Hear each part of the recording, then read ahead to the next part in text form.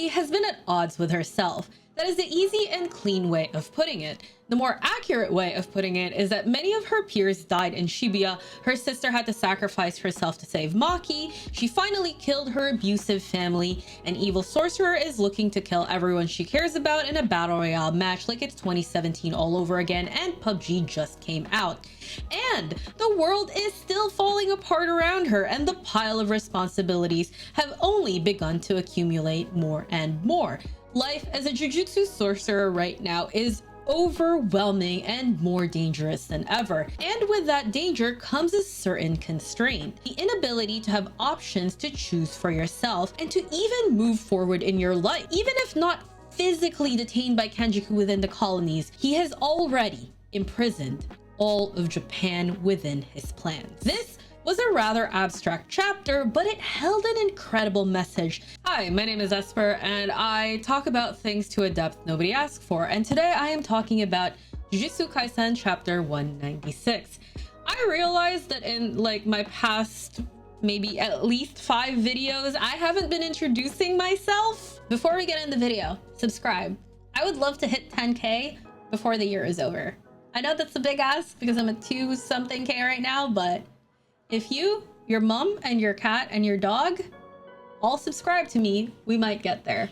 All right, on to the video. This was a rather abstract chapter, but it held an incredible message that I can't even begin to unravel, but I sure will try. I get highlights for us the importance of punctuation.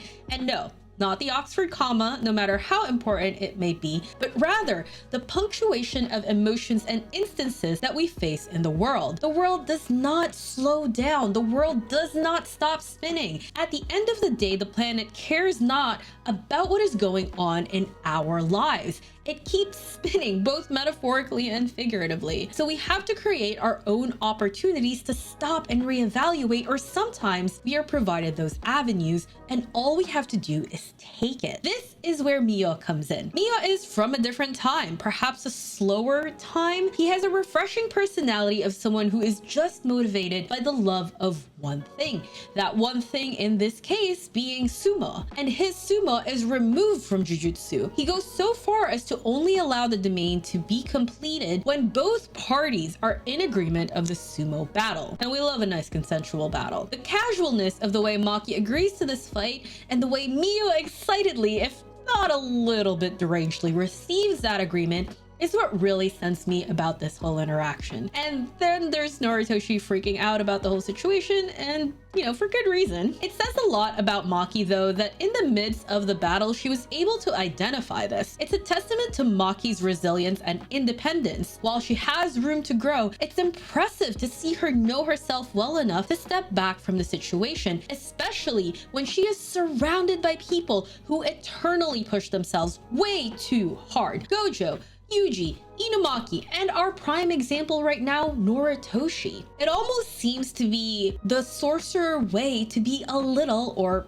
a lot, sacrificial, but Maki doesn't have that, and that's a good thing. Remember this, however, there is always a price to pay for trying to skirt balance. Gojo paid in his many tragic relationships and lack of meaningful friendships and connections. Kenjaku has paid in his humanity. Geto ultimately paid for it with his life. Yuta paid for it with the love of his life. Maki and Mai paid for it with their parting. And this is not a one-time price to be paid. While Geto was still alive, he was slowly trading his humanity and destroying the one meaningful relationship he had left in his life in exchange for his goal. And he also made Gojo pay for his transgressions. I could keep going, but you get my point. It seems that the ancient sorcerers are in the same position by being singularly focused on one thing. We've seen so many people who have little to value outside of their goals. Their life is almost a caricature of anyone we know of now because they are portrayed so singularly focused. From Kashima, who was a devastating opponent with one and only goal to fight Sukuna, to Daido and Miyo, who are almost comical in a way with their introductions of parroting their respective desires of a katana and Sumo. There is something to be said about possessing the balance to take the time for yourself, especially in Maki's case when you are your own driving force and always have been. let me go off on a little tangent here. Just a tiny one. The tendency to not be fully present when you're overthinking things, and when you raise yourself or you have a very independent mindset, there is a tendency to end up a little bit too hardworking and a little bit too set in your own ways. You are your own judge, jury, executioner, teacher, and parent after all. And this is very true for Maki.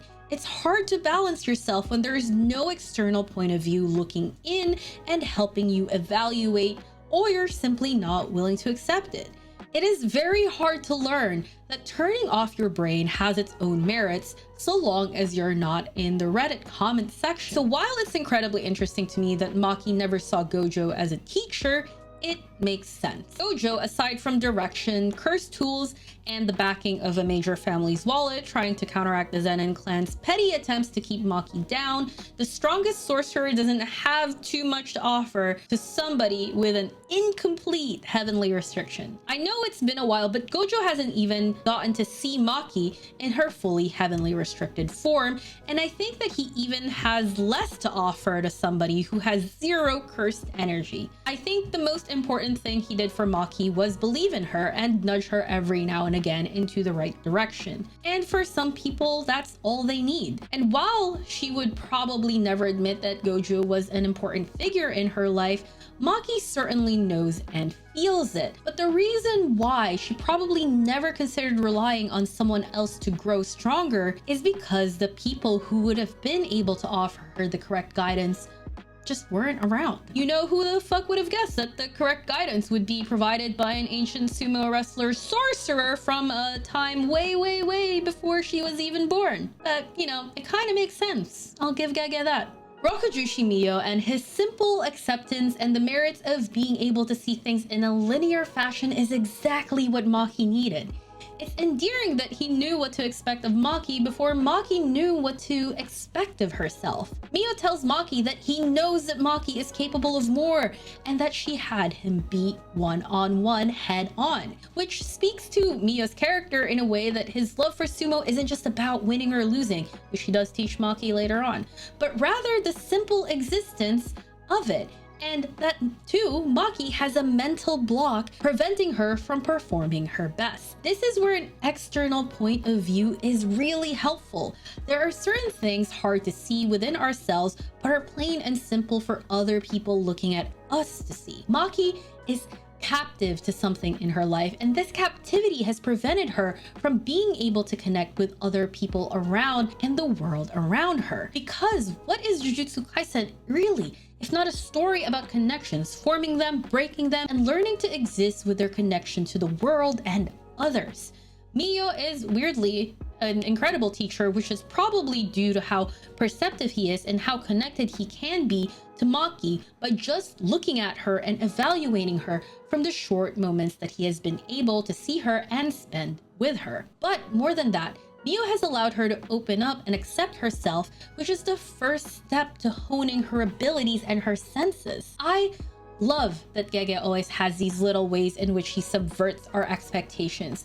There are so many people that believe Daido would be the mentor that Maki would get since he is the master swordsman in this scenario. And yes, it could still happen, but it's really weird that the Kappa man was the one we needed all along. This is a very quick video, not because there's not a lot to say about the chapter, but more so this chapter was more about feeling everything that was on the page, and I can't tell you how to feel. From the way that Maki and Miyo fought without antagonism, to the way that Maki received his lessons almost wordlessly from the sumo that they were partaking in together, and the way that Maki's expression truly communicated how great she felt over the words that she said. Her ability to smile in this moment says more than anything else that I can say with words, because of the joy in the face of all that adversity. That is the strongest weapon Maki can have, not because joy cuts through better than a sword, but because it allows her to tap into her gifts that are already there. This chapter was truly a masterpiece in punctuating really heavy, difficult moments and digging us out of it with what are seemingly comedic characters that turned into great people to give us lessons and to make us feel more connected to the characters. There are times when I doubt Gege. There are. But Chapters like this really make me appreciate him as a mangaka. Thank you for watching. If you haven't already, please give this video a like and subscribe if you haven't already, and leave a comment with your thoughts for this chapter. Tell me, how did this chapter make you feel? I'm looking forward to your comments. I'll see you in the next one. Bye.